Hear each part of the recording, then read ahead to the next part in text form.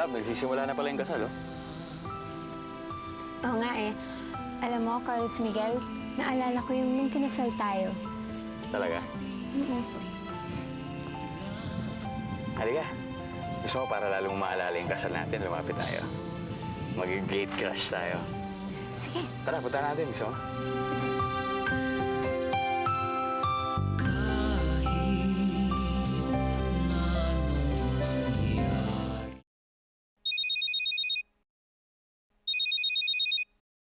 Charity, bakit? Oo, may meeting pa ako.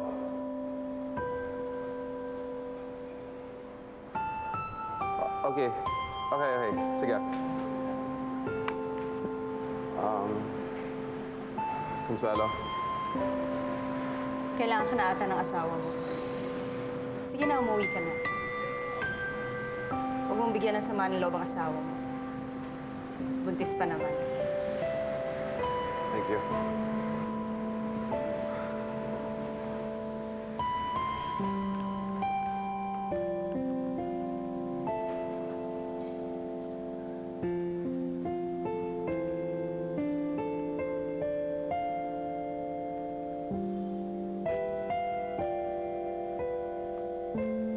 Tara. Love, parang biglang sumakit yung tiyan ko at saka parang nahihilo ko. Talaga? O, halika, balik lang tayo sa kwarto. Pahinga ka na lang. Sige. Tara.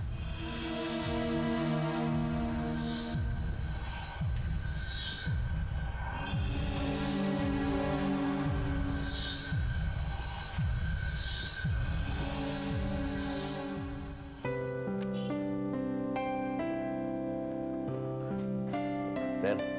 Ah. Poldo, hanapin mo itong address na to. Hanapin mo si Mariana Fulgencio. Kung wala siya dyan, ipagtanong mo kung saan na siya nakatira. Opo, sir. Sige. Poldo. Huwag ka muna magbabanggit ng tungkol sa akin, ha? Yes, sir. Sige po. Sige.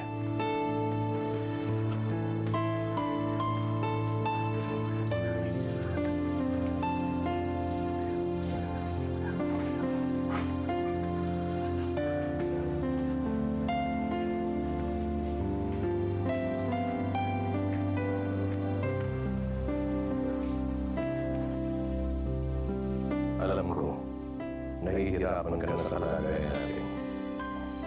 Pero lagi mong tatandaan, ipaglalaban kita kahit ano pa ang mangyari.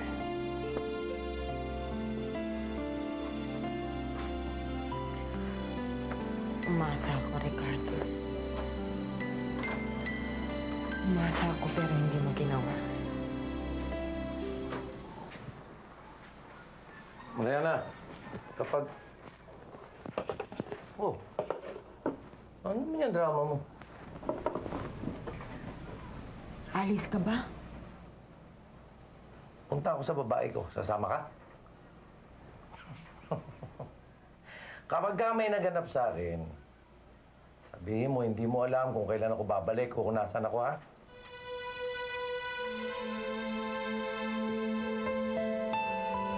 Cecilia, wear this ring as a symbol of my love and loyalty. Excuse me lang ho! Father! Sensya na, Papa, Mama, Kuya. Leo, Father, meron lang ho akong gustong linawin bago natin ituloy ito, no? Leroy, Ay, Mama, stop it! Mama, please. Gusto ko lang hong tanungin, pinahihintulutan ho ba ng simbahan ng same-sex marriage? Leroy, baka stop kasi it! hindi nyo nalalaman eh. Parehong may matris na ikakasal nyo eh. Leroy, stop it! Stop it!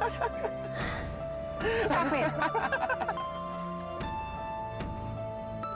So, Father, suggestion ko lang eh, itigil na natin tong larong to, no? Kasi sigurado ako, pag alis nila dito, maghihiwalay rin sila. Diba? Ay, Gilbert! Oo, nalalaban ka na! Nalalaban ka, lalaki ka! Nalalaban ka! Leroy! Awat na, pare! Awat! Awat na, pare! Awat na! Awat na! Tigil na yan, ha? Umalis ka na. Umalis ka na. Guard! Oh, wag na. Ako na bahala, okay?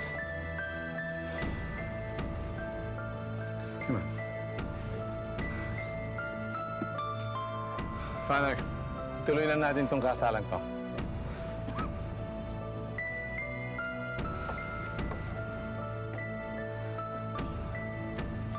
Actually, wala naman talaga masakit sa akin, Vladimir eh.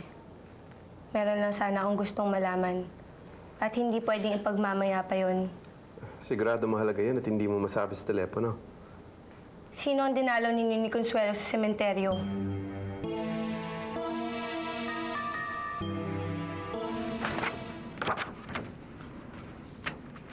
Ma'am?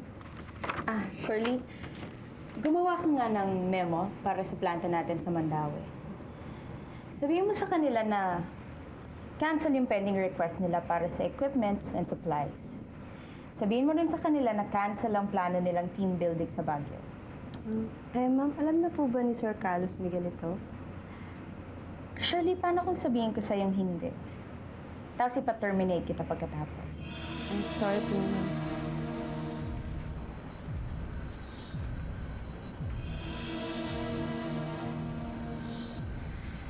Ano ba bang silbi ko sa kumpanyang to? Kung hindi ko rin kayo napapasunod sa mga gusto ko. Charity. Nagpasama lang sa akin si Consuelo bago kami nagpuntang meeting. Eh bakit hanggang puntod? Eh pwede ka na maghintay sa loob ng kotse kung tutusin, di ba? Sino nagsabi sa'yo niyan?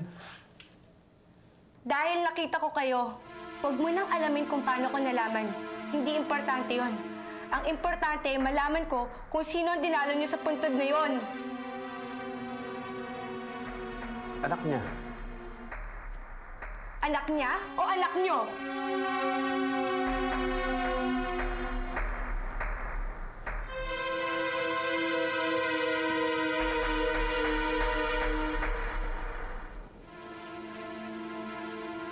Oo. Anak namin.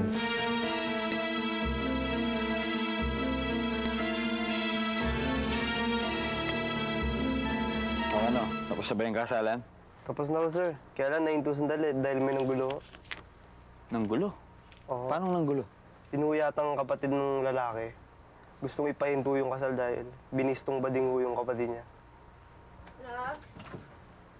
Ano, kain na tayo. Halika na. O tara, nandito na. Medyo hawigo pala ni Mom yung kinasal. Akala ko siya kaya napatigil ako. Diyan lang mo sila, oh. Sige po, sir. Tuloy po ako. Sige.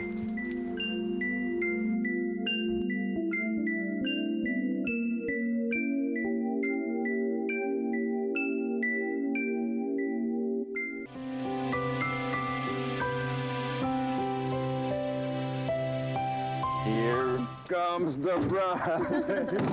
Oh, dressed in white. Sandali nga, Gilbert. Bakit ba bigla mo akong binuhat, ha? Eh, di ba, tradisyon naman talaga yung binubuhat ng groom, yung bride niya, papunta sa honeymoon suite. Sige na, Mr. Salameda. Pero, pwede ba baba mo na ako bago matumba tayong dalawa? It's my pleasure, Mrs. Gilbert Salameda.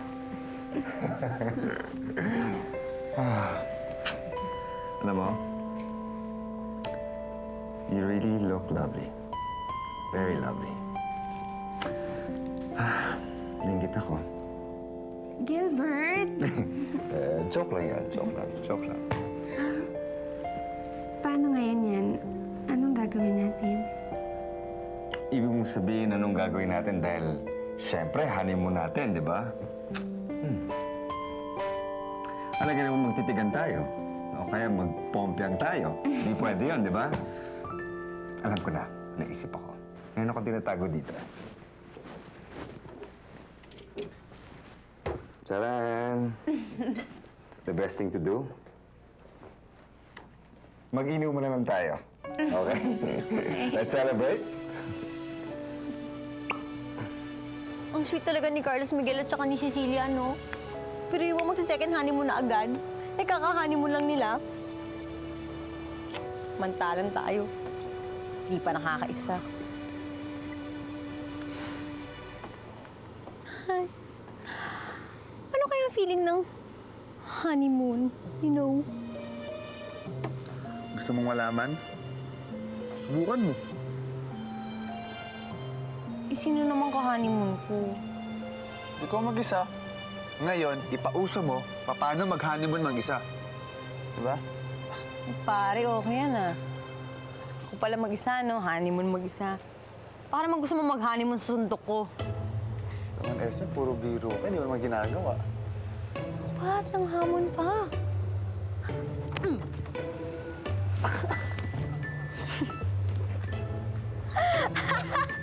Ano, ha? Akala mo nagbibiro ako? Ha?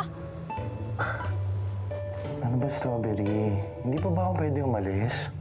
Baka mamaya abutan tayo ng asawa mo rito eh. Papa, bakit pa parang takot na takot ka? Hindi yun basta-basta makakabukas ng pinto kasi yung dalawang pinto parehong nakalak.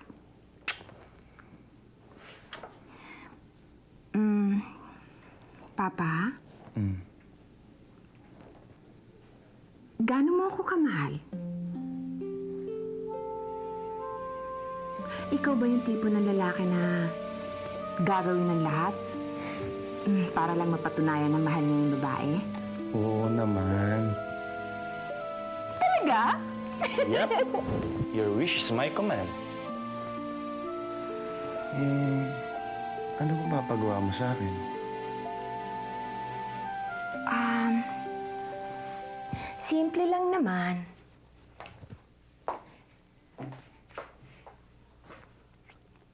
Kung pwede sana, Papa, ipapapatay ko sa'yo yung manugang ko. Ano?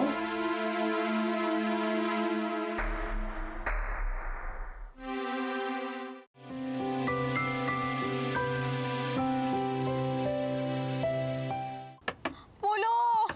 Sorry na, Polo! Uy, patawarin mo na ako! Ito naman, binibiro ka lang eh. Hindi na kita susuntukin, promise. Hindi na kita sasaktan. Kung gusto mo, hindi na kita hahawakan. Uy, nakakaya naman dito. Uy, patawarin mo na ako. Ikaw naman kasi lagi mo akong binibiro eh. Kung sinabi mo sana tayong dalawang mag-honeymoon, hindi ako kailangan, hindi kita susuntukin. Hoy! Polo! Saan mo naman to? Uy! Sige, sakay na. Alam mo kasi ikaw, tingnan mo kung tatuhin mo, ay para naman ako ano dito. Tingnan mo, pinalabas mo ako, tapos hindi mo papapasukin. Anong klaseng kaibigan yan? Ha? Tapos ganyan, expect mo sana okay tayong dalawa? Yung ikaw malayo ka kay Carlos Miguel eh. Hindi ka talaga pwedeng bumantay doon kahit kailan. Tingnan mo kung sana mabait ka sa akin. Paano kung may love sa'yo niyan eh? Kung parang ano eh. Ano, paano kita hindi sasaktan niya kung ganyan ka? Hoy, magsalita ka! Dali lang, paano magsasalita? Tadak ka ng dadak. Ano dadak ka na dadak? Ay, hindi mo naman! Anong klaseng pagkatrato to? Ano, babae ba? Babae ba yan, ha? Kaya kayo iniwala ng girlfriend mo eh. Niloloko ka eh. Talagang sagat sa butay ang galit mo sa manugang mo, no? Ay, naku, Papa. Paano naman kasi hinaharas-haras na niya ako? Tapos, nagbabanta pa na ibubuko raw yung relasyon natin dalawa sa asawa ko.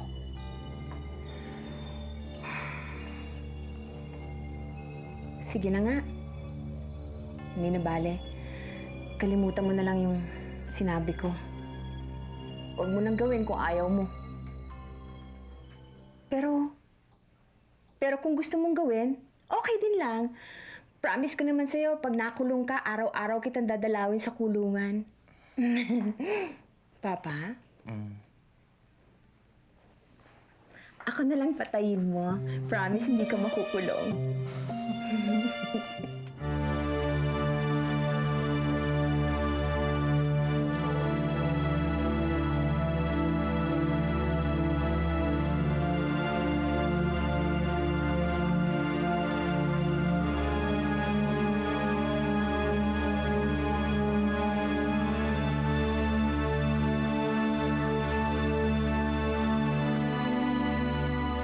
Alam mo, Gilbert, ito na ang pinakamasayang araw sa buhay ko. Kasi napangasawa ko ang isang matalik na kaibigan. Pero alam mo, nung naglalakad ako dun sa aisle, naisip ko si Carlos Miguel. Sayang, no, hindi kami nagkatuluyan. Kala ko kami na eh. Pero pinagpalit niya ako sa iba. Pero 'di ba, Gilbert, tutulungan mo naman ako kalimutan siya. ba? Gilbert? Ang daya mo naman eh. Tulog ka na agad eh. Hina-hina mo pala uminom. Taig pa kita.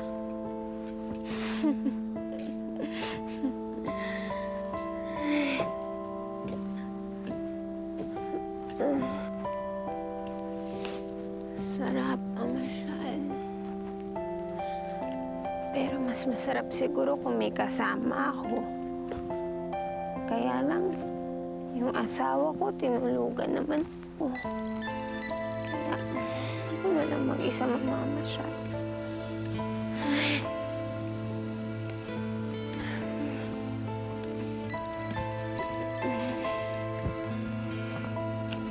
Cecilia!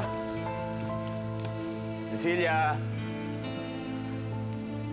Cecilia!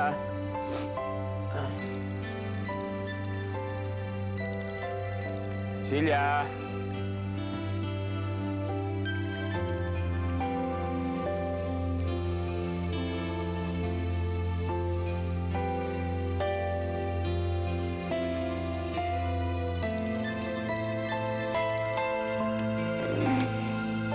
Cecilia!